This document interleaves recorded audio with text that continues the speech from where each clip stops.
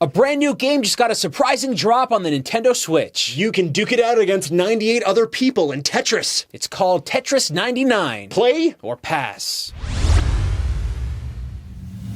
Revealed on the Nintendo Direct and released on the exact same day, we got a brand new game called Tetris 99. Yeah, we call this the Apex Legend mode of releasing a video game. We don't tell anyone about it, we launch it, and then everyone jumps on board. Free to play? I don't even know if we can call it free to play. Let's make this clear. Yeah. This isn't free to play. It's not even free to download. You need a Nintendo subscription to get the game, but this is what's really cool. Nintendo Online subscription. Yeah, and I want to talk about a Nintendo Online subscription. Yeah, actually, say what happened now. Okay. This is hilarious. Well, okay, so we've been talking about how we've been wanting more from a Nintendo Online subscription recently. This game came out, Tetris 99. Yep. And I went to use my online subscription to download this and play the game.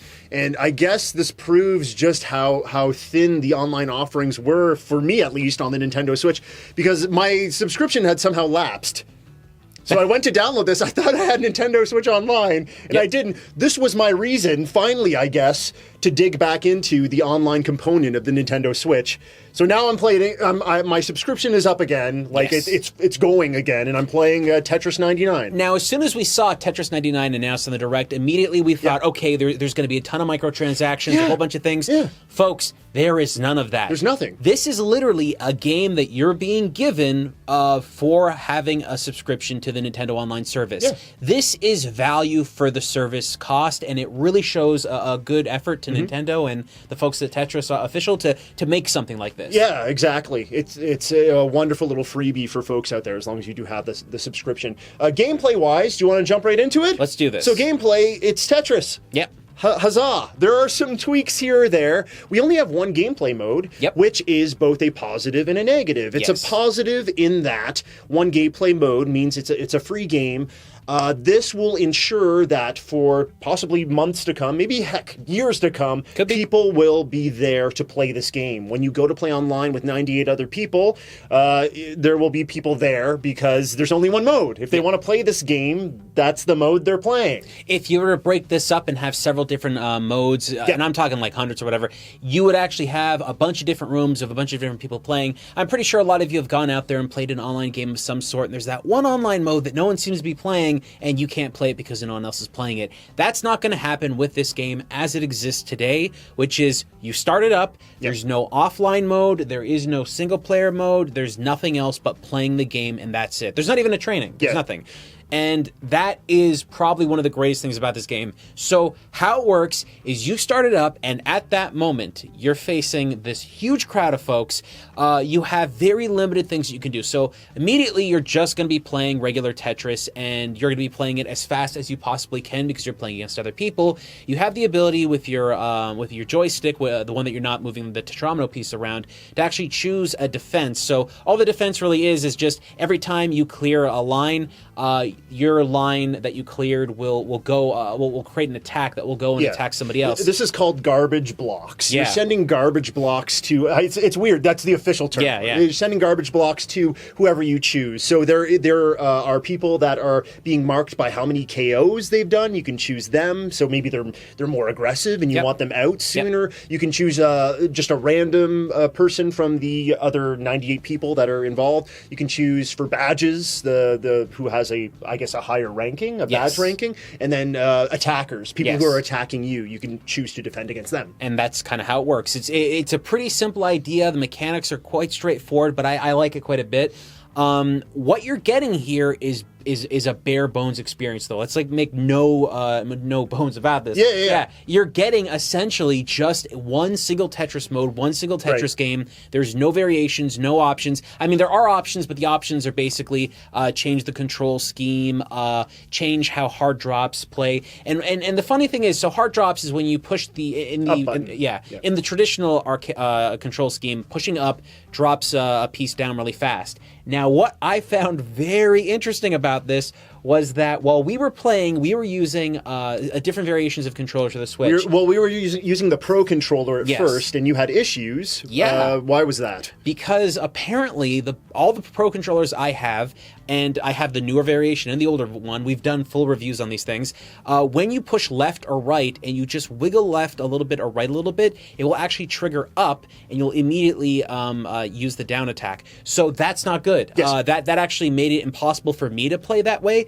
so I ended up using the Joy-Cons to play, and I had a much better experience that way. We used multiple Pro controllers, and even if there's like a slight percentage of a chance, like a 0.01% chance that you could accidentally hit that up button, I don't want to use that controller in this.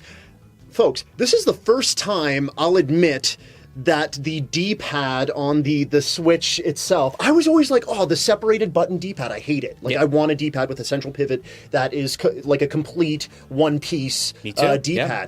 This is the first time I'm like, no, perfect. Yep. The separated buttons, this means that every time that you hit that up button or you hit the left and right buttons, it's your fault. You confirm what button you want to press. We might need a better D-pad on the system, or a different control scheme can change that, but regardless, what we found was that it was best played with that. But that's going to be up to personal preference for a bunch of people out there. Regardless, though, the idea that you can play this portably isn't something that you're really going to be doing. Now, we use the Joy-Cons in docked mode or just sitting there, but if you were like out in the wild, you don't have an internet connection, this game completely becomes useless because there is no multiplayer variation of it.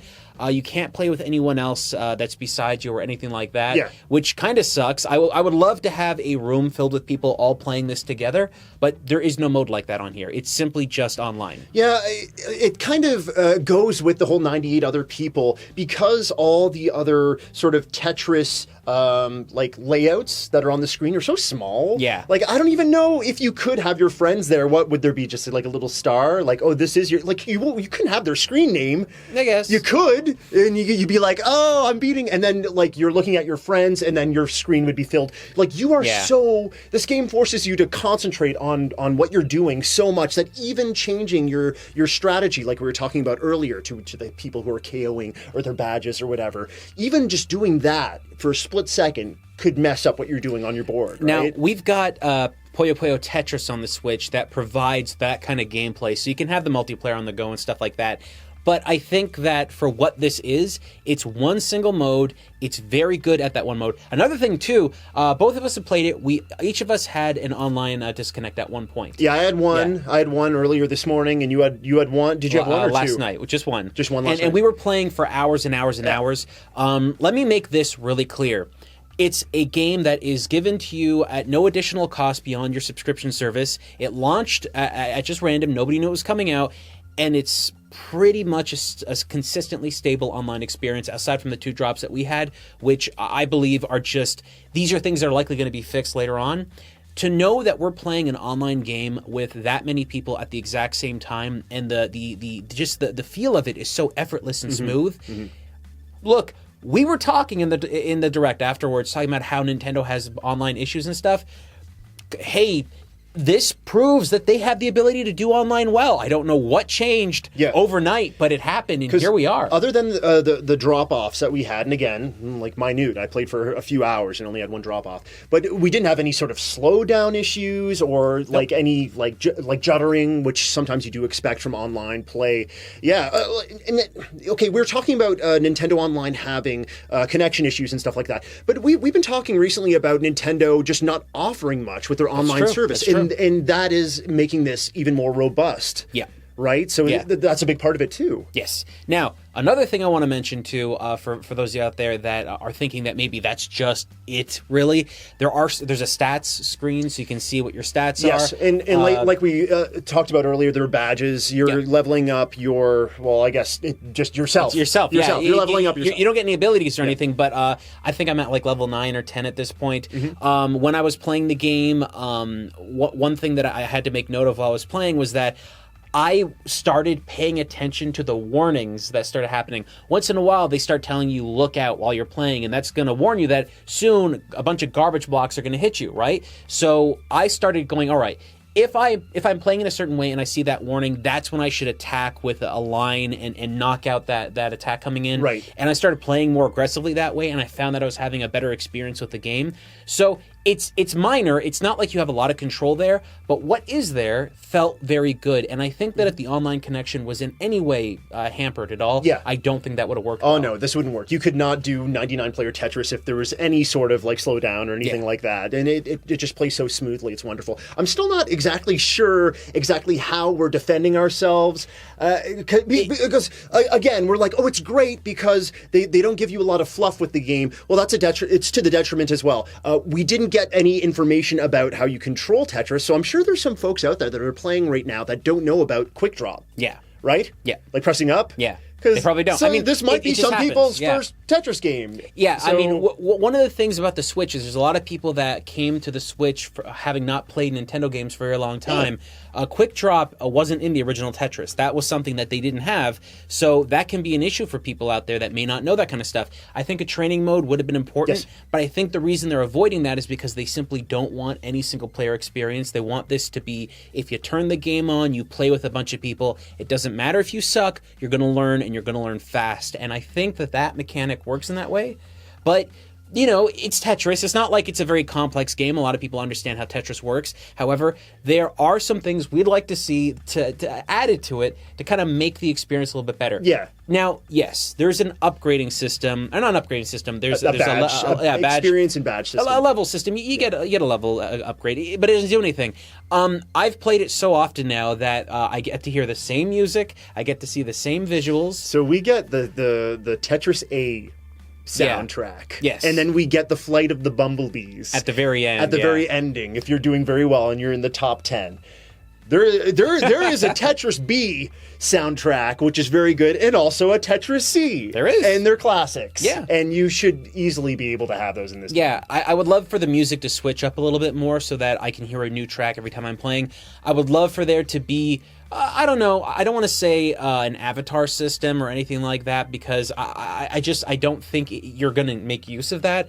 But I would like the ability to switch up the look at the tetrominos or the background or that kind of stuff and unlock those things as it progresses. And as far as I can tell, up until this point, that doesn't seem to be there. Now, let me make this clear, too. We are not the best Tetris players out there in the world. He's better than I am. I actually got to one. So I was the last remaining in a 99 There's no group. proof of that. There's a picture. But regardless, I got to 2 rank, 3 rank several times, and a bunch of 10s, and underneath that, I was all over the place. Yourself, you got to a pretty close. Yeah. No, I've been able to get into the top 10 a couple of times, but I haven't broken past 5. It's very challenging, and sometimes that challenge can seem less of a challenge and more unfair. Sometimes you can just. Yeah. It can just happen that you start to play a game and several people are attacking you at the same time for I don't even think they even know that they're doing it because people are just concentrating on their own game. You just get dogpiled. Yeah, sometimes you get just a bunch of garbage blocks sent at you and you're knocked out. So that's one thing. There's a slight bit of chance added to the game at the very beginning. Yes. Yeah, if you mess up just a couple of drops and you do it the wrong way and you're not prepared to clean that up, you can be just knocked out of the game instantly. And that happened to me once or twice, and then I learned that you have to play a lot quicker at the beginning, then take a breather, then learn to defend. There is a strategy to this. It's a little bit different than normal Tetris, but it's not beyond it. If you just want to play regular Tetris, you're going to do that. It's going to be fast, it's going to be furious, and I think that's exactly the kind of gameplay they're going for this. Yeah. This game is... it's addictive. It is. This game is addictive. It is a lot of fun to play. These really quick matches last they can last a couple seconds if you're not watching what you're doing, or if you're getting into the top 10, maybe 5 to 10 minutes. Let's say it depends. Honestly, when you're playing with other people, I've actually had some matches that seem to go on a little bit longer because enough people were playing pretty well that it just kept going. But at the very end there, when it's just you and another person, head-to-head, the speed ramps up, everything is set to 10. You are just on fire, moving as fast as you can, trying to be as quick as you can, and it can be really, really crazy. And the Flight of the Bumblebee song that starts playing at that point, it gets on you. It's so nerve-wracking, yeah. it's a really cool thing. I don't think that introducing a bunch of new game modes makes a lot of sense. I would like to see team modes and stuff like that introduced, like play with a group of your friends and stuff like that. I feel like that would only work if those team modes were somehow incorporated to what is the experience. Sure. So like, yeah, maybe you can choose a team mode from the options, but to everyone else, the other 98 players, they don't know. Yeah. So it's only for your own satisfaction, however they would incorporate that. I think the way that the game plays right now, it has that sweet thing that I miss from like classic arcade games where it's like, one more round. Oh, just one more time. Just one more time. Sure. And that's what my morning was today. I was like, no, I'm going to play like 10 minutes just to maybe talk about it with Shane and maybe we can do a review of this. I couldn't stop playing. Yeah. Look, it's a game that was released suddenly. We got to play it. It's not a large experience. Do you think it's going to last a very long time after this, or do you think that it's going to go away if they don't like add more things to the game? I think adding things, it would have to be like we've discussed, very limited things. I would love to see skins, but I don't think they should. Adding anything, any other modes would dilute the game, and to keep the player base as it is right now, to keep it flowing, we need the simplicity of it. So I would say no. Look, I'm just going to say this because the way I see this going on, this concept of Battle Royale Tetris, taking simplified games that people understand and adding this larger number to it, I believe firmly that this is going to cause a chain reaction in the industry and other people are going to start doing this. Puyo Puyo 99, Bomberman 99. So think about that. One huge map where 99 people are playing at the same time. People love the Saturn Bomberman because of how hectic it is with how many people you can have on there, man. Imagine if you could have even more. Exactly, right? I think we're going to start to see more stuff like that. Yeah. Online, I saw some people talking about Dr. Mario 99 and stuff like that. These kind of concepts, I think, can come into play, and I think this is something that can realistically happen.